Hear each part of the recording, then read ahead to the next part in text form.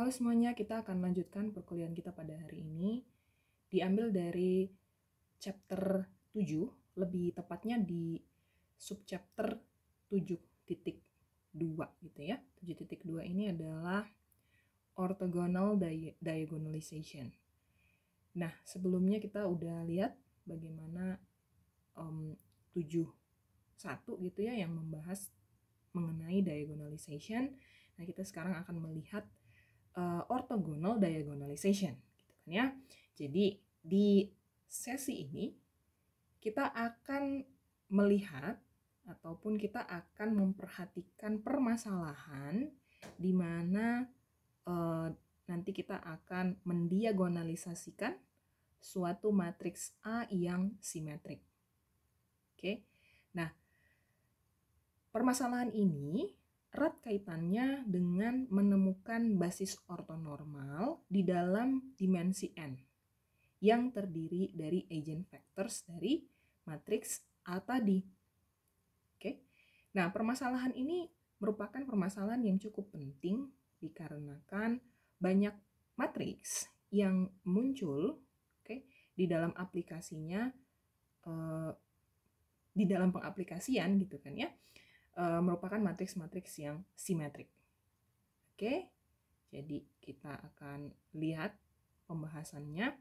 Dimulai dengan definisi dari orthogonal diagonalization problem ini, di mana di definisi 1 diberikan bahwa jika A dan B merupakan matriks persegi, maka dikatakan bahwa B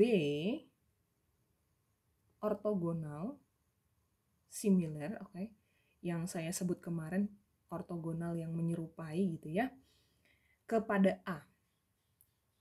Jika ada suatu matriks P yang ortogonal sedemikian sehingga bentuk B, matriks B tadi adalah formula dari perkalian P transpos A dan P.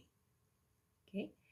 Jadi ketika B-nya itu ortogonal menyerupai A, maka dikatakan bahwa benar juga A ini merupakan ortogonal yang serupa terhadap B. Sehingga kita dapat ekspresikan A sama dengan suatu bentuk yang ini ya, Q transpos BQ. Di mana Q-nya tadi sama dengan P transpos. Ya, saya di sini hanya membalikkan saja gitu kan ya. Kalau B-nya ortogonal terhadap A, maka bentuknya sedemikian. Lalu kalau misalnya A-nya ortogonal terhadap B, ortogonal similar terhadap B, maka A-nya diekspresikan sedemikian. Gitu. Namun dengan catatan Q tadi pun merupakan P transpos. Nah, jadi dengan keadaan seperti tadi yang sudah disebutkan di atas, kita katakan bahwa A dan B-nya adalah matriks-matriks yang ortogonal similar. Jadi jika A merupakan suatu matriks yang ortogonal similar terhadap beberapa matriks diagonal ya dalam bentuk ini, maka A tadi merupakan matriks yang terdiagonalisasi secara ortogonal, ataupun dalam bahasa Inggris kita sebut orthogonally diagonalizable. Nah, P-nya apa? P-nya merupakan matriks yang mendiagonalisasi A secara ortogonal. P-nya merupakan matriks yang mendiagonalisasi A secara ortogonal, dan bentuknya tadi tuliskan sebagai berikut gitu ya. Nah, ini mungkin ada sedikit penjelasan tambahan juga bahwa ketika kita ambil bentuk yang tadi sedemikian di formula 1 ini ya, namanya di formula 1, P-nya tadi ortogonal matrix, D-nya diagonal matrix. Oke. Dan dengan teorema sebelumnya gitu ya, ada definisi juga di sebelumnya bahwa P dikali dengan P transpose sama dengan P transpose dikali P sama dengan matriks identitas. Karena kita tahu kalau ortogonal P transposnya kan sama dengan P inverse-nya gitu ya. Ketika satu matriks dikalikan dengan matriks inversnya, maka akan didapat matriks identitas. Oke, nah jadi pada penulisan yang ini tadi, matriks A sama dengan PD P transpose. Oke, kita transposkan kedua sisi dari matriks ini akan didapat hasil sebagai berikut. Yang kalau dijabarkan ya kan, ketika si PDP transpose ditransposkan, ini kan bisa dikeluarkan satu per satu ya, artinya jadinya P transpose ditransposkan, kemudian D ditranspos, P ditranspos, oke, dan didapat hasilnya adalah A. Oke, nah dari situ kita bisa menyimpulkan bahwa A transpos sama dengan A. Yang berarti bahwa A-nya merupakan matriks yang A-nya merupakan matriks yang simetrik. Dikarenakan tadi ya, kita udah ada kondisi sebelumnya bahwa matriks A juga merupakan matriks yang terdiagonalisasi secara ortogonal. Oke, jadi tadi dari banyak introduction ini kita bisa dapetin teorema. Oke, ada teorema 721 dan ada teorema 722. Untuk teorema 721 ini menjelaskan syarat untuk sebuah diagonalizability ortogonal ataupun keterdiagonalisasian secara ortogonal. Kondisinya apa saja? Nah, kondisinya diberikan di teorema 721. Ada 3 kondisi yang memenuhi diagonalisasi secara ortogonal ini tadi gitu ya, bisa tidaknya terdiagonalisasi secara ortogonal. Bahwa jika A suatu matriks persegi n kali n dengan entry-entry yang merupakan bilangan real. Kita batasi pembahasannya pada bilangan real, karena kalau udah berbicara dengan bilangan kompleks akan lebih banyak lagi propertinya gitu kan. Jadi kita batasi dengan bilangan real. Nah, maka yang disebutkan di bawah ini adalah pernyataan yang ekivalen. Yang pertama bahwa A merupakan matriks yang terdiagonalisasi, yang dapat didiagonalisasi secara ortogonal. Pernyataan B bahwa A mempunyai sebuah himpunan sebanyak n eigenvectors yang ortonormal. Oke. Ini kayaknya di 71 juga kita udah lihat ya kan. Kita berdasarkan nilai dari si eigen value kita bisa ciptakan si eigenvectorsnya. Oke. Nah, terus udah gitu yang C pernyataannya adalah bahwa A simetrik. Nah, ini juga tadi kita udah sebutkan di intronya ya, yang tadi di halaman sebelumnya. Terus, kita lihat sekarang ke properti ataupun sifat-sifat dari matriks yang simetris. Disebutkan dalam teorema 722 bahwa jika A merupakan sebuah matriks yang simetris, yang entry-entry-nya adalah bilangan-bilangan real, maka berlaku ada 2 hal. Yang pertama bahwa eigenvalue dari A adalah bilangan-bilangan real. Yang kedua, eigenvectors dari eigenspaces ataupun ruang eigen yang berbeda merupakan vektor-vektornya itu saling ortogonal. Oke, jadi ini ya catatan untuk teorema 721 dan 722 di mana dinyatakan terkait dengan syarat ataupun kondisi suatu keterdiagonalisasian secara ortogonal, kemudian yang kedua adalah sifat-sifat dari si matriks yang simetris. Oke. Nah, kita ke pembahasan selanjutnya di mana teorema 722 memberikan satu prosedur untuk mendapatkan diagonalisasi suatu matriks yang simetris secara ortogonal. Oke. Nah, ada 3 langkah untuk mendiagonalisasi suatu matriks simetris yang berukuran n kali n secara ortogonal. Pada langkah pertama, kita akan mencari basis untuk setiap eigenspace dari A. Oke, kita cari basisnya.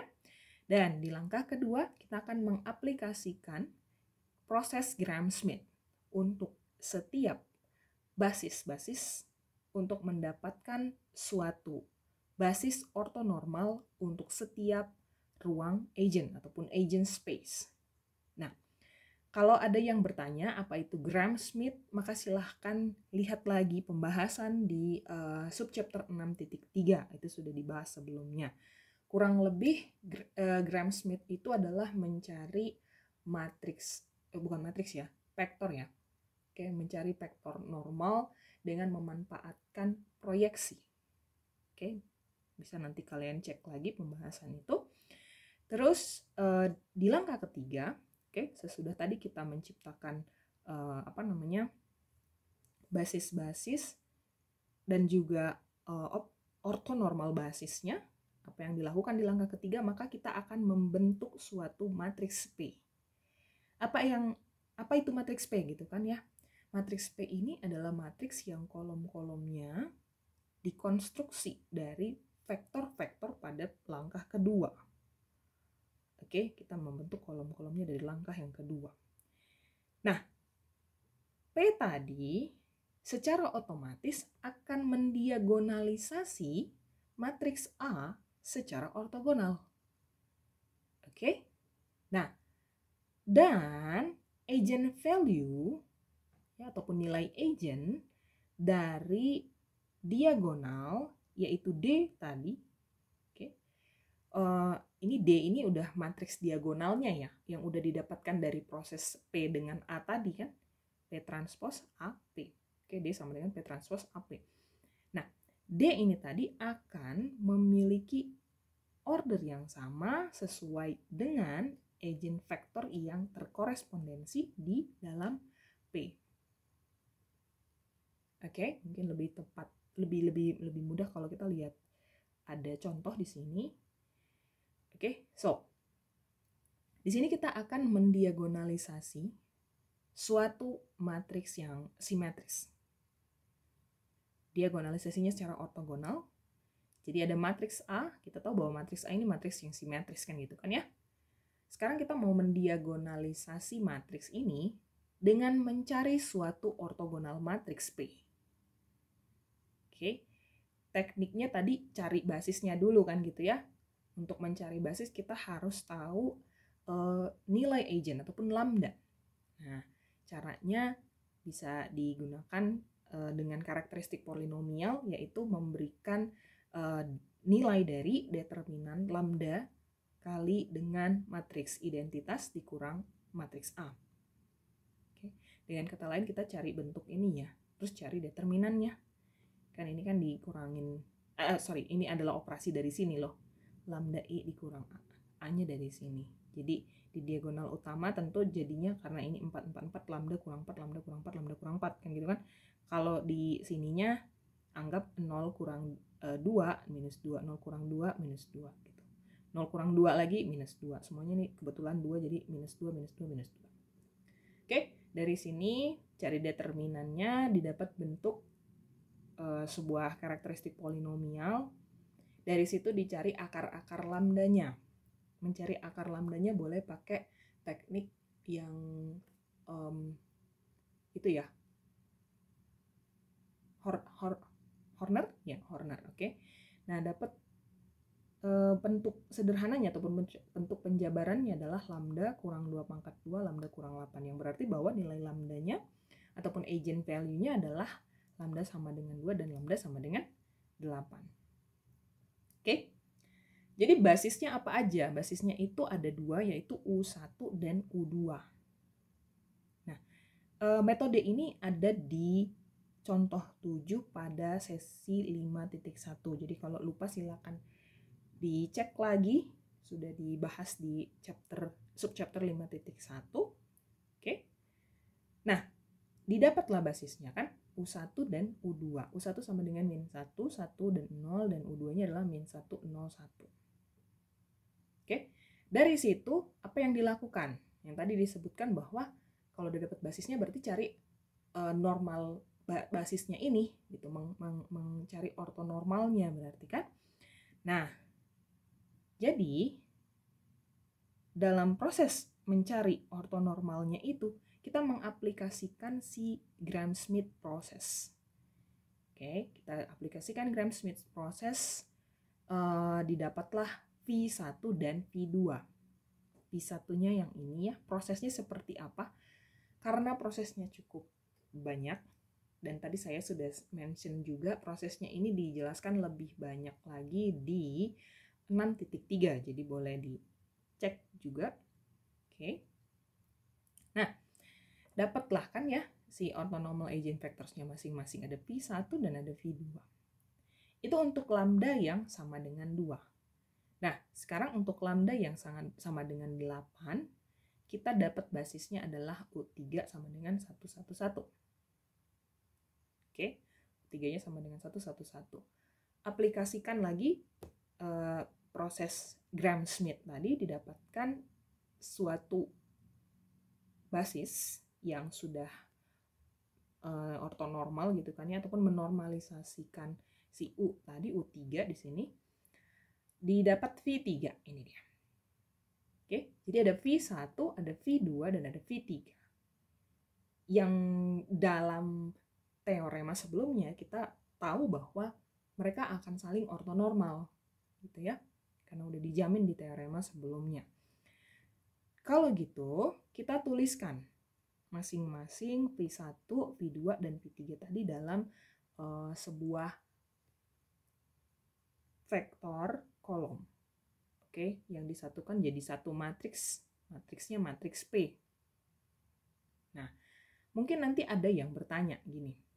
Kalau misalnya saya menentukan dari lambda sama dengan 8 dulu gimana kan gitu kan? Nah, lambda sama dengan 8 dulu berarti kan kamu nanti dapat V3 dulu kan gitu kan. Baru disusul oleh V1 dan V2 ini bentukannya. Jadi nanti mungkin nulisnya ini dulu nih jadi di kolom pertama gitu. Terus nyusul yang ini jadi di kolom kedua dan kolom ketiga di dalam penulisan P-nya. Oke. Tidak ada masalah karena kolom yang satu dengan kolom yang lain selalu ortonormal. Jadi nggak ada masalah ada perbedaan penulisan order dari kolom-kolom yang ada di dalam P ini tadi selaku basis-basis vektor yang ortonormal gitu. Oke, jadi nggak ada masalah ya.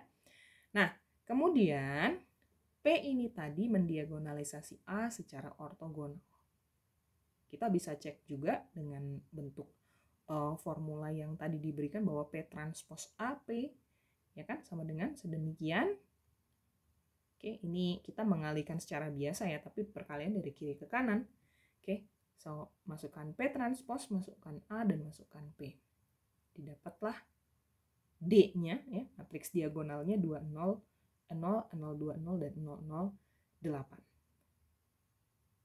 Oke, nah tadi juga gitu, kalau misalkan pun orde kolom satu dengan kolom yang lain ini bertukar, tetap juga nanti dapat diagonalisasi dari matriks A-nya tetap suatu matriks yang apa namanya yang bisa kita jamin bahwa ya memang merupakan diagonalisasi dari si A-nya gitu. Oke. Nah, sekarang kita lihat istilah lainnya, yaitu istilahnya adalah spectral decomposition ataupun dekomposisi yang spektral.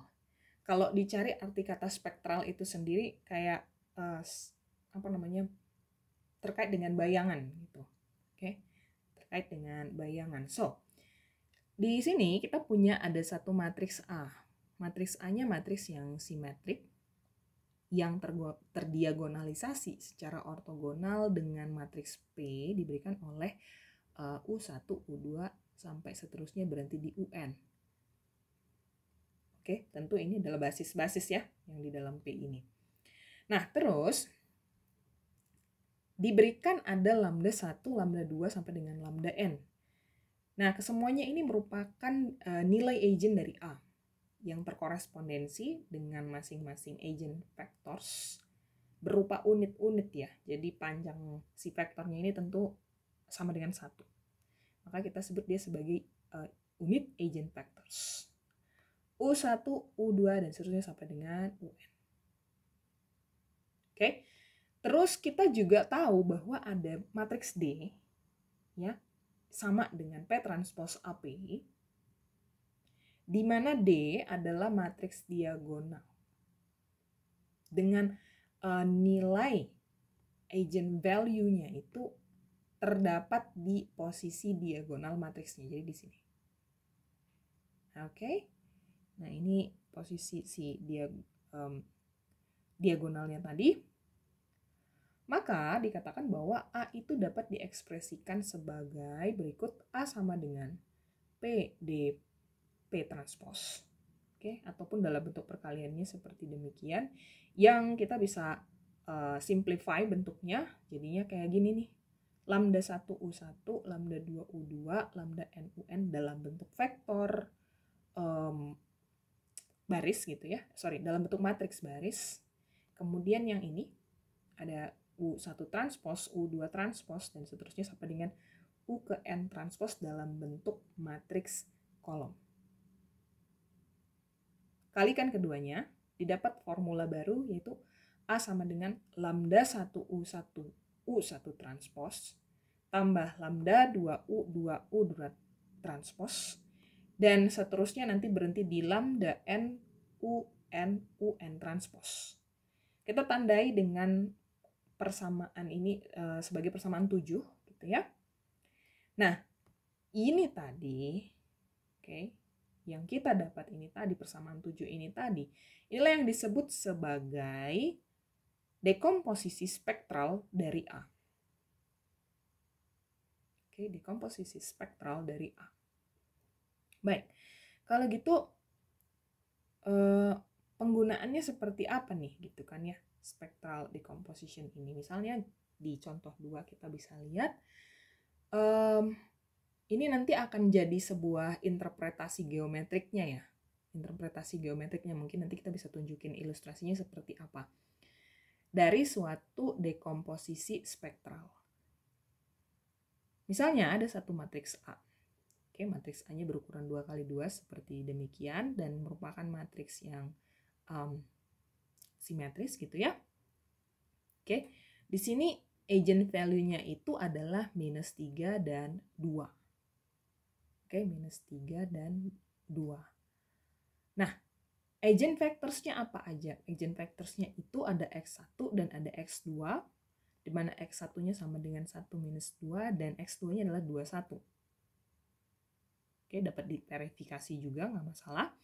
Nah, kita sekarang menormalisasi masing-masing basis vektor tadi, sehingga didapat ada U. Ya, dapatnya jadinya kayak gini ya. 1 per akar 5 negatif 2 per akar 5. Didapat dari pembagian dari X1 dibagi dengan norm dari X1. Dan U2 juga demikian didapat sebagai hasil akhirnya adalah 2 per akar 5, 1 per akar 5. So kita udah punya unit-unit vektor U1, U2 yang juga merupakan vektor basis dari si A tadi. Nah, spectral decomposition-nya seperti apa? Seperti formula sebelumnya, kita lihat bahwa lambda 1 U1 dikali U1 transpose tambah lambda 2 U2 dikali U2 transpose substitusikan semua nilai-nilai yang tadi kita sudah punya sebelumnya, ini dia. Oke, didapatlah hasilnya sedemikian. Yang sebenarnya sama dengan si A ini tadi. Oke, 1, 2, 2 minus 2. Nah, jadi ada notes-nya di sana bahwa matriks 2 kali 2 yang ada di sisi kanan pada persamaan 8 adalah matriks standar dari proyeksi ortogonal terhadap ruang agent yang terkorespondensi terhadap agent value lambda 1 dan lambda 2 yang masing-masing lambda 1-nya sama dengan minus 3, lambda 2-nya sama dengan 2. Oke. Sekarang kalau misalnya kita berbicara dengan satu vektor ya, let's say ada vektor X sama dengan 1, 1. Sebenarnya apa itu spectral decomposition-nya? Terkait dengan spectral decomposition pada vektor 1, 1 ini. Oke, apa yang terjadi di sana? Jadi kalau misalnya vektor 1, 1 ini tadi kita kalikan, kan gitu kan ya? Kita kalikan, maka didapat hasilnya ini kan ya, 3, 0. Oke, hasilnya 3, 0.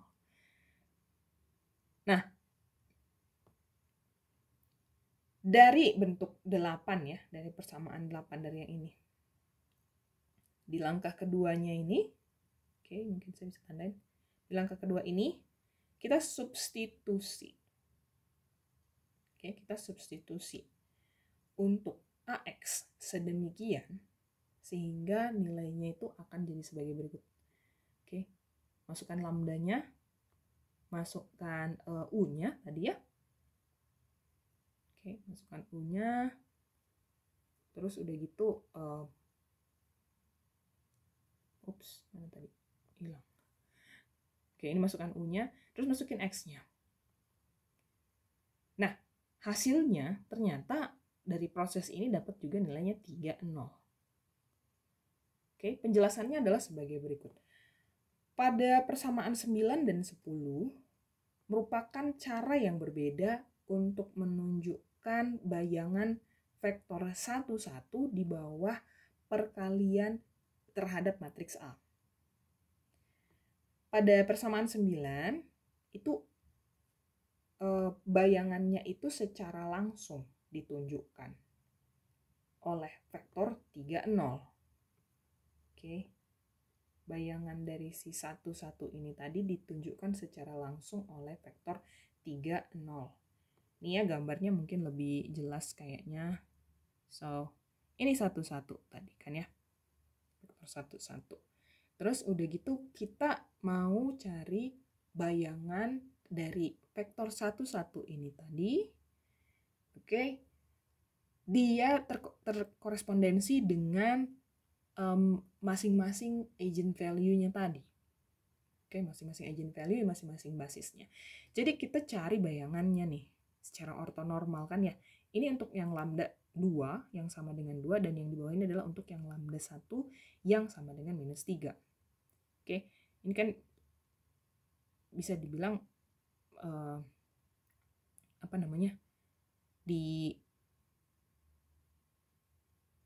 dicarilah bayangannya yang jatuhnya itu di sini. Nah, ini tadi yang si AX tadi. AX yang sama dengan 3, 0. Oke.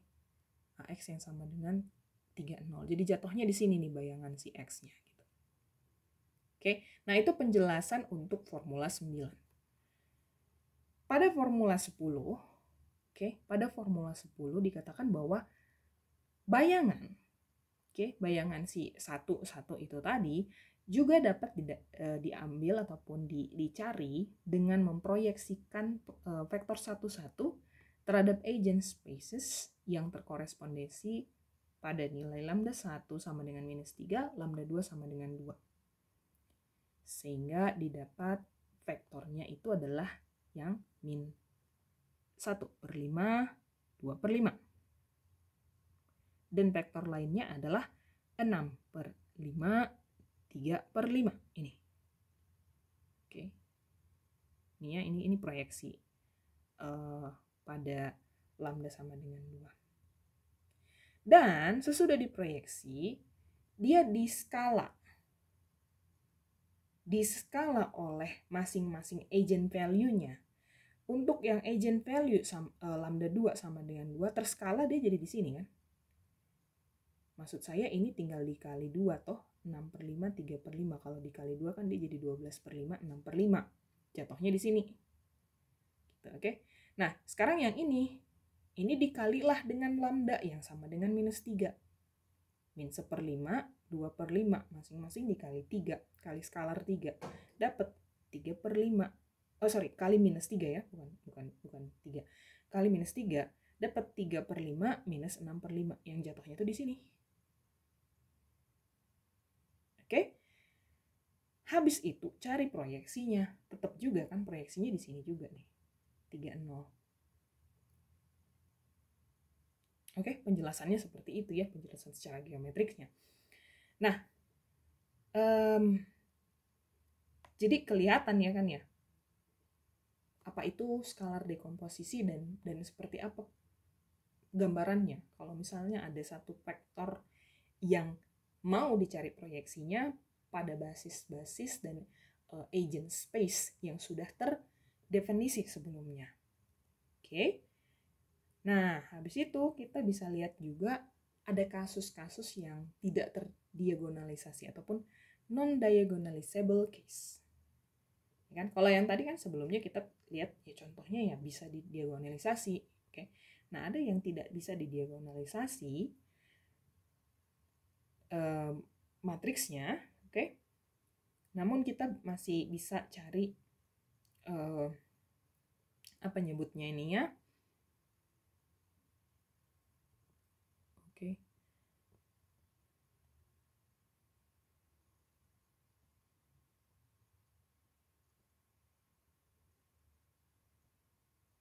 Oke. Namun kita masih bisa cari ortogonalnya gitu ya.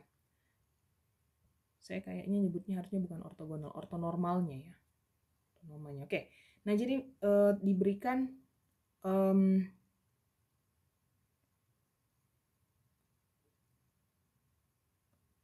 ortogonalnya. Saya redaksi lagi kalimatnya. Kita akan cari ortogonalnya. Meskipun suatu matriks itu nggak bisa didiagonalisasi. Nah, di teorema 723 dikatakan untuk Sturz theorem bahwa kalau suatu matriks A berukuran n kali n merupakan suatu matriks yang entry-nya adalah bilangan-bilangan real, kemudian agent value-nya juga merupakan bilangan-bilangan real, maka terdapat sebuah matriks ortogonal P sedemikian sehingga P transpose AP merupakan suatu matriks segitiga atas yang bentuknya seperti diberikan berikut ini. Ya. Jadi bentuk diagonalisasinya itu bentuknya seperti matriks segitiga atas. Nah, bentuk ini ya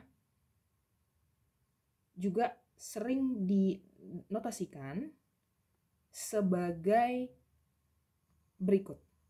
Penulisannya itu adalah ada S, ada matriks S. Nah, matriks S ini yang didapat dari yang ini tadi, gitu kan ya.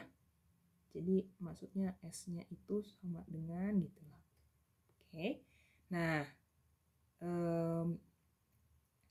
jadi penulisan yang di atas ini tadi juga bisa kita buat dalam bentuk 12, persamaan 12 seperti berikut, bahwa A sama dengan gitu kan ya, PSPT. Oke. Yang disebut juga tadi sebagai surdecomposition dari A. Nah, bentuk lainnya diberikan oleh Hessenberg theorem. Oke. Kalau yang Hessenberg theorem ini ada satu matriks A persegi berukuran n kali n, entry-nya real, kemudian ada suatu matriks P yang ortogonal, sedemikian sehingga P transpose AP adalah suatu matriks yang bentuknya seperti berikut. kalau diperhatikan, entry matriksnya ini dia seperti segitiga atas, tapi di bawah diagonalnya ini masih ada entry yang tidak nol ya. Ini ada entry yang tidak nol gitu. Jadi kita nggak bisa bilang ini segitiga atas juga gitu, karena ini sebenarnya entry-nya tidak nol juga nih yang di bawah diagonal utama gitu. Oke. Jadi bentuk ini tidak terdiagonalisasi juga, cuman bisa dicari ortogonal matriks P-nya. Oke. Yang mana bentuknya itu memenuhi yang seperti ini. Dan bentuk 13 ini juga dinotasikan sebagai H. Oke, ini sebenarnya dinotasikan sebagai H. Oke, H-nya itu adalah untuk istilah yang ini ya, Heisenberg. Kita notasikan sebagai H. Maka penulisan dari formula 13 dituliskan kembali dalam formula 14 sebagai berikut, bahwa A sama dengan PH P transpos. Oke, yang disebut juga sebagai upper Heisenberg decomposition dari A. Nah, kayaknya itu aja pembahasan materi dari subchapter 7.2. Kalau ada yang kurang jelas boleh ditanya nanti kepada saya. Kemudian kalau ada yang mungkin tadi ada kesalahan ataupun typo, boleh juga ya nanti dikasih tahu ke saya. Penjelasannya itu aja dulu. Terima kasih atas perhatiannya. Kita akan bertemu lagi di sesi materi yang berikutnya.